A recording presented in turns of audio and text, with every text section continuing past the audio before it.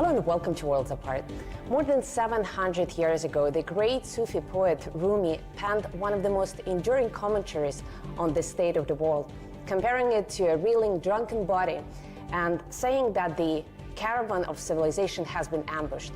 With fools in charge everywhere, he called on true leaders to stand up and be the captains of their ships. Well, what does it take to navigate the dire straits of life? First as a world-class athlete and then as a world leader. Well, to discuss that, I'm now joined by Prime Minister of Pakistan, Imran Khan. Prime Minister, it's great to see you, great to talk to you. Thank you very much for your time. My pleasure. Now, I began with this somewhat verbose introduction, first because I know of your interest in Sufism, and more importantly because I think your whole life in politics and before that is a very colorful and I think very authentic illustration of following your heart's desires, which was very central to Rumi's teachings and the teachings of other mystics. You're going to turn 70 this year. What keeps you powered? Well, let me say one thing. When a human is born, within him, he's trying to look for God. And this is a constant journey towards God. A lot of people, unfortunately, never ask the two questions. They never ask themselves, what is the purpose of existence? And what happens to me after I die? But whenever they ask these questions, it takes them towards God. The only way you can have the answer to this question, the purpose of existence, what happens to us when we die, is in religion. And all religions answer that question. Science doesn't. So the two ways of existence, one is the spiritual and the other is the material. And for me, if you are on the spiritual road, then you will always be looking for how you can face your God after you die, that you have fulfilled your responsibility as a human being. And our responsibility as a human being is, the more God gives us, the more responsibility we have to lift, to help other human beings. Well, let's talk about this practical aspect of our lives, helping other human beings and the state of the world, which there are a lot of concerns around the world about where it's moving, many apocalyptic projections. I wonder how you feel about it, and how do you feel about Pakistan's ability to adapt to this shifting landscape? Well, the world faces two huge challenges.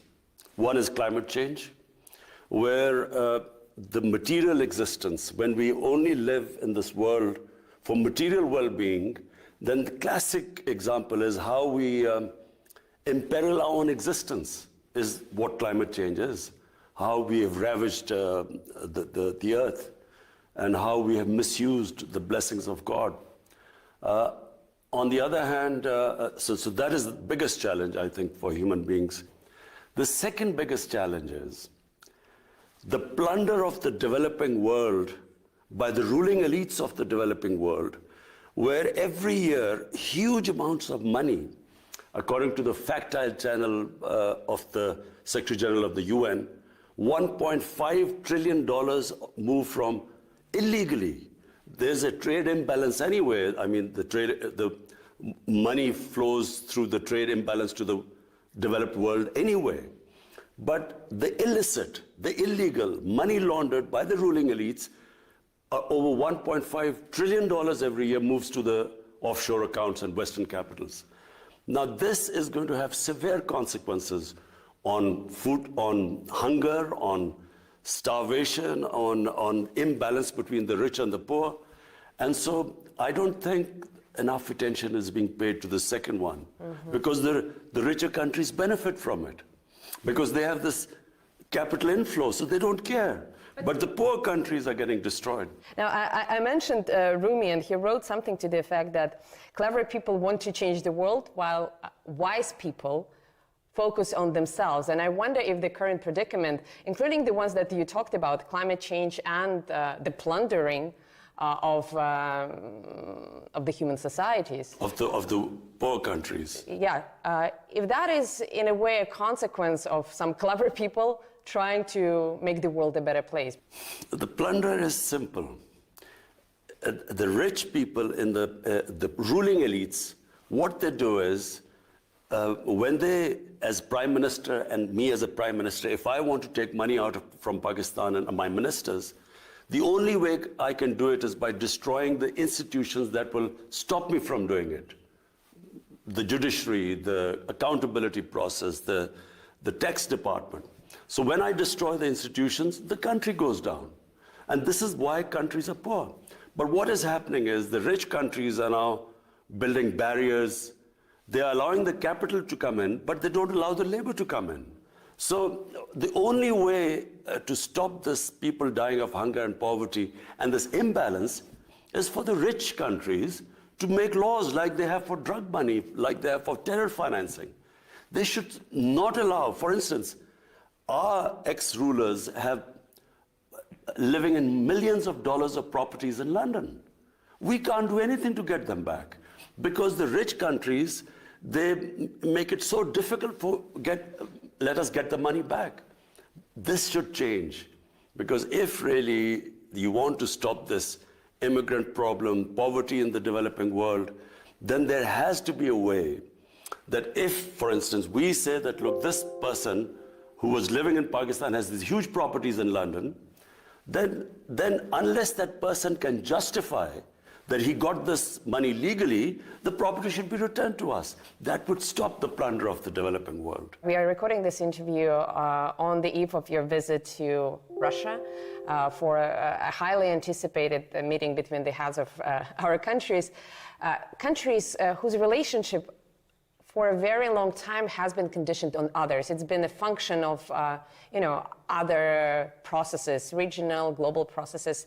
Do you think Russia and Pakistan have reached that point when they can deal with one another as, self-sufficient actors on a bilateral basis rather than, let's say, looking onto others? Well, let me just go back in history. When the Cold War was, ravaging the whole of the world was divided into blocks. Pakistan moved in with the United States. We became part of the bloc in the Cold War with the US. India actually stayed neutral, but it was very close to the Soviets. Now when I look back, I think initially Pakistan needed help because when we became independent, we were impoverished. There were millions of refugees in Pakistan. We needed help. But, beyond 10 years or so, we should have then been non-aligned, independent country, stood on our own feet, not relied on aid. We became part of a bloc because we got foreign aid. When you look back, foreign aid is a curse for a country because you do not fix your own systems, you do not raise your own revenues, you don't increase your exports, you rely on handouts, and it stops a country evolving and developing and becoming self-reliant. So the world being divided into Cold War blocs and Pakistan becoming part of a bloc, when you look back, it stopped us from developing as a country. Well, you cannot go back, but you can change things moving forward. So do you think at this point... So when you learn from history, you learn from your mistakes. You have to know how to take the knocks. I guess that's your motto in life, right? You cannot move forward in life until you learn from your mistakes. So now what we want to do is not become part of any bloc. We want to have trading relationships with all countries. We have suffered. India became a hostile country, so the trade between them was minimal. Iran had sanctions, so we couldn't trade on the west side. Afghanistan has 40 years of conflict, so we couldn't go north and then to Central Asia. And we couldn't go to Central Asia because we became part of the US bloc, and Central Asia was part of the Soviet bloc. So what we want now is trade with everyone. And what is the purpose behind it? To raise up people out of poverty. That is the main, any head of state, his main focus should be, how do you raise people out of poverty? And the best way is trading with everyone. But Prime Minister, intention to trade is perhaps not enough because, as you know, our countries for quite some time have been discussing a large infrastructure project. I think it's called the Pakistan Stream, a gas pipeline. But forgive me my pun, the stream hasn't gotten enough steam yet. And now, in addition to logistical financing challenges, we are also Moscow is dealing with the threat of arbitrary sanctions, Western sanctions, that could be imposed on any Russia-associated project. Do you think this project and others will be up and running in our lifetime? Because sure, you are free, technically speaking, you are free to trade with everyone, but you know how geopolitics works, and there are some subtle ways of imposing pressure on international partners. That's true. I mean, this North-South pipeline, one of the reasons it suffered was the companies that we were negotiating with turned out that the US had applied sanctions on them. So the problem was to get a company that wasn't sanctioned, a Russian company that wasn't sanctioned. So that became a problem.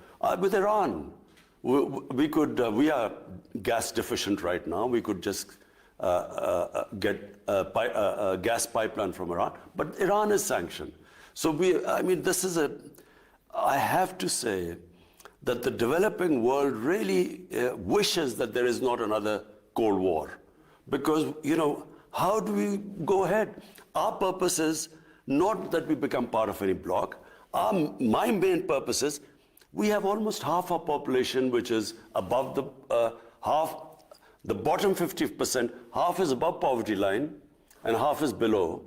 But if there's like this commodity super cycle when commodity prices have gone up, or if there's a shock like the COVID-19, then they start going below the poverty line.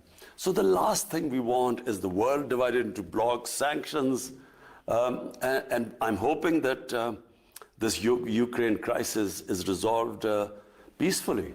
If we read reports in the Western media, there's an imminent war between Russia and Ukraine on the cards, and clearly Western countries take a very oppositional, I would even say inimical view to Russia. For a shrewd politician like yourself, don't you think that it's perhaps too precarious of a time to expand Pakistan's geopolitical horizons?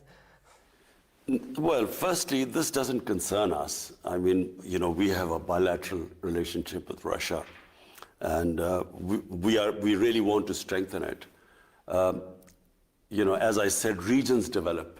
It's not countries don't develop in isolation. It's because a whole region goes up. Like we saw the European Union. I mean, I was in university in England when the European Union came into being, and then the whole area standard of living went up. So we want to we hope that, sanctions are lifted on Iran so that, we're short of gas here. And, with Iran, it's the cheapest gas we can get. And similarly, we hope that India one day, Indian leadership, I wish they would concentrate on raising people out of poverty in India rather than proving to the world that the Hindus are the most superior race. Their leadership, how can a leadership not worry about having the highest poverty in the world is in the Indian subcontinent? How could they not worry about it rather than trying to prove to the world that the Hindus are superior? Well, but Prime Minister, on the other hand, many nations go through such period. It could be more or less painful historically, but the spell of nationalism has affected many countries historically. Now, you mentioned that you don't want to play camp politics anymore. You want to be a bridge. And this is a very admirable goal, also a very beautiful metaphor. I think Turkey or even Ukraine framed their foreign policy in such terms a few years back, but they were disappointed. What makes you believe that Pakistan can actually pull it off, being this bridge, let's say in Eurasia, when so many other countries attempted it and failed? Well, firstly, let me just say one thing. As a student of history, I do not believe that military conflicts solve problems. If you look back, I mean, look at the conflict since 9/11. I mean, if a third party dispassionately did a proper analysis of so many people killed, what was achieved at the end? What happened in Afghanistan? 20 years of, God knows, hundreds and thousands of people dying. What was the achievement? So therefore, I'm not a believer in military conflicts. I believe that civilized societies resolve the difference through dialogues.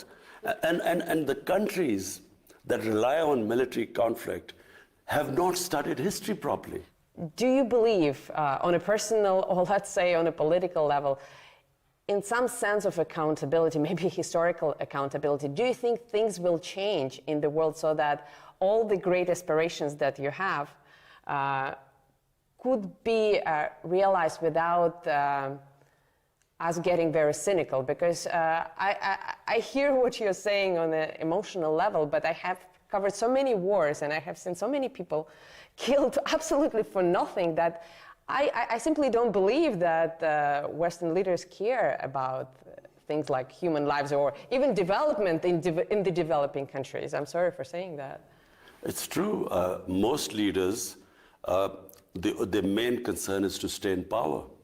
So if to stay in power, you know, there's what they call as a good war, they won't mind the loss of few human lives. Oh, it's a collateral damage. It's not people. It's collateral exactly. damage. I mean, you know, as someone who looks upon the world from a spiritual point of view, I think it is insane to have a conflict with the idea of people dying and thinking that you will get more popular because of that. For instance, take this Ukraine conflict. I mean, for the life of mine, I cannot really believe that there is any chance, there's any possibility of a conflict. Because the consequences, forget about what will happen to the combatants. For the developing world, already the price of oil has gone up because of the prospect of a conflict. Ukraine supplies wheat to the world, and for that matter, Russia. Now imagine what will happen. Already the world is suffering from the after effects of the COVID-19. Imagine if there's a conflict. What will happen to the poor countries? Already the poor countries are suffering. They are already in debt because they had to incur debt because of the consequences of the COVID-19 fallout. So I cannot in my mind understand how can they even have got this close to a conflict? I can't understand this. Prime Minister, we will try to figure it out after a short break, but let's take a quick pause for the time being. We'll be back in just a few moments. Stay tuned.